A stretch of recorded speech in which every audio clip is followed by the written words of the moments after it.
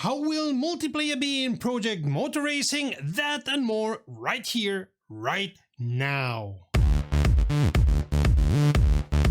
Greetings Romy, you're watching RomWrom, the channel sharing the joy of sim racing and a regular news roundup or weekly sim racing news. My name is Serta and I will be your host for this video. After the last weeks where we've published about 4 videos per week and news running 15 and 20 minutes long, this week seems like a small relief. And considering you all have either Rennsport or AC Rally to drive, you'll be happy to have a bit more time. That's not to say that there was nothing happening in the world of sim racing this week. Here's the news. RaceRoom kicks off Black Friday sale with some physics updates and a new bundle. They are having their Black Week sale and they're rolling out some technical fixes alongside the discounts, so win-win I suppose. On the tech side, they've been addressing some stability hiccups that players reported. For those using VNM wheelbases, the game stopped sending damper effects to try and fix some odd force feedback behavior that crop up after pausing, though this means you'll lose some stationary friction feel as a trade-off. GT3 cars received updates across the board. They got adjusted tire wear profiles with slightly quicker grip drop-off and a bit less overall wear. And the current generation got more extensive treatment, adjustments to their aerodynamic balance, center of gravity and weight distribution to better match real-world specs. They've also tweaked the minimum ride height down to 35mm from 37.5mm, updated suspension kinematics, refined spring and damper setups, and made the gear shift lights more accurate. The NSU TTS, that funny nimble car, got a pretty significant physics overhaul. Power output's been bumped from 120 to 140 horsepower and they've corrected the gear ratios and brake torques. Front and rear tire heating and wear rates have been improved, downshift rev matching is more aggressive and the base setup should make the front end feel more responsive. On to the sales. They're calling it Black Week because everyone is stretching Black Friday heavily nowadays with 50% off all individual cars and tracks. The main news is their new online racing pack XXL, which they are positioning as the essential bundle for ranked multiplayer racing. For €30 USD you get 17 cars and 32 tracks, which includes everything from their original online racing pack plus 5 bonus cars and 5 bonus tracks.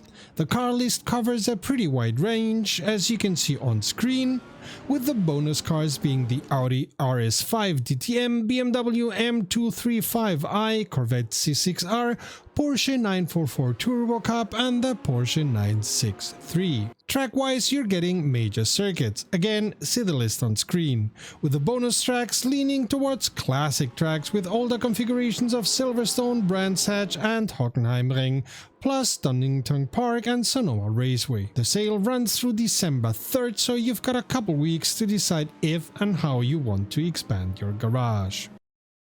As we said in the review, see the link up there, Rennsport is going to deliver a Day 1 patch which is planned for next Tuesday. And yes, we see it as Day 1 patch as they have the code ready but are testing it thoroughly, especially as it includes patches for consoles and those guys can get quite intense if you deliver something that's messed up.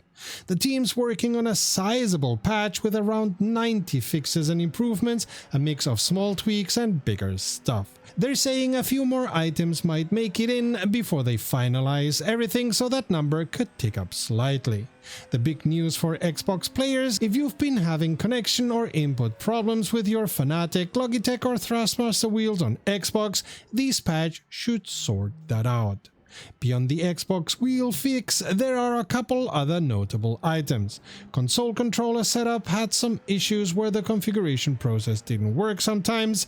They found the cause and fixed it, and the telemetry related crashes should be in the past once the patch drops. Pista Motorsport had a tiny update, adding the Turismo Pista Clase 3 or Class 3 of this year, adding rolling starts with AI in some series and redesigning the collision system with AI. Another one with a small update is Wreckfest 2, fixing DLSS visuals and not nearly specified crash in multiplayer lobbies. Euro Truck Simulator 2's Nordic Horizons DLC got a release date of November 27th with, as they say, dozens of beautiful recreated cities and towns across Norway, Sweden and Finland. No price has been mentioned yet, but expect something around €10 USD, which is the price they often set for DLCs. Valve have announced different hardware, but for us sim racers, I'm quite sure the most interesting will be their new VR headset, the Steam Frame. Unluckily, it seems it will be a headset and none of those fancy lightweight systems that are moving into the market. It seems it will be able to run any Steam game, VR, Pancake and even Android, and will be wireless. Based on the sparse infos we have at the moment, it seems it will use eye tracking to give high quality for low GPU footprint. It won't need a PC attached to it, though how they want to run high quality and not fry your eyes at the same time in that regard is anybody's guess. Le Mans Ultimate dropped their latest update this week, version 1120, tackling some bugs and making a few quality of life improvements. Custom liveries got some attention. They fixed an issue where cars joining a session after you were showing up as plain black instead of displaying their actual custom paint jobs.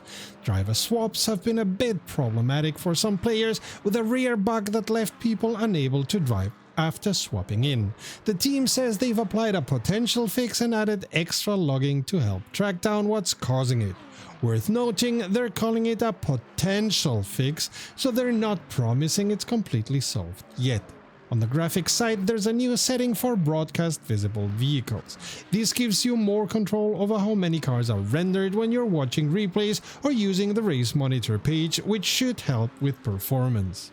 For those running weekly events through Race Control, they've added extra logging to help diagnose issues.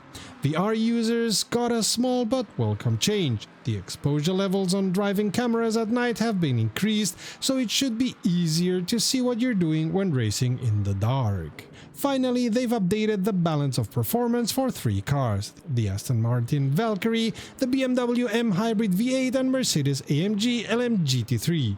No details on what changed specifically. Project Motor Racing's team laid out how multiplayer and leaderboards will work once the sim comes out on November 25th. First up, console and PC players will be racing together with the same physics, so everyone's on a level playing field regardless of platform. Unlike drop-in multiplayer, Project Motor Racing will follow a scheduled format. You'll browse upcoming events, register before the countdown ends, get placed into a lobby with similarly skilled drivers, then run qualifying, followed by the race. And there will be 2 types of events: social and ranked. Social races are the casual option, 15-minute sprint races starting every 15 minutes or so. They're positioning these as beginner-friendly and good for warming up or testing your setup. Ranked races are the serious competition side, running 20 to 60 minutes depending on the car class. Your results automatically count toward monthly championships, with your best 2 results from each week tallying up for the final standings. To access ranked racing, you need to pass the Lime Rock Park license test first. It's 8 laps against AI where you need to finish in or under 8 minutes and 20 seconds. They say this time requirement ensures clean, controlled driving rather than aggression or luck, and if you don't pass on the first try, they're framing it as a learning opportunity. Ranked racing will offer different race lengths based on car class, 20 minutes for trophy cars and spec series up to 60 minutes for high-end endurance cars. At launch, you'll be ranked both overall and across 13 different classes. There will be multiple championships per class. For example, there will be separate GT3 championships for European circuits and North American circuits, which aren't region locked. You can race in whichever you want. Also, the team is launching PMR with 2 leaderboard modes. What most games call time trial, they're branding as factory driver mode. With over 70 cars and 18 circuits at launch, they're mixing iconic cars with the tracks they raced on. Examples include the Corvette C5R at Daytona, the Lista Storm GT at Northampton, or the Lamborghini SC63 on Nordschleife. They promise new challenges will be added regularly and emphasize there's no FOMO. Content won't disappear. The second mode is Endurance Hall, a synchronous endurance racing where you tackle 150, 200 or even 300 kilometer events against AI. You'll need to manage fuel, tires, pit stops and pace to climb the leaderboard. Sometimes these replicate real events, sometimes they're wishlist combinations of tracks and car classes. The appeal here is racing against friends' times without needing to be online simultaneously, and again, they stress the events stick around permanently. They're closing with a bit of philosophy about how these modes celebrate mastery of craft, machine and track, though that's just their overly, let's call it poetic, way of saying you can chase fast laps or practice long-distance strategy. Also, the 2023 Ford Mustang GT3 and the 2002 Cadillac Northstar LMP2 will be part of the roster at release.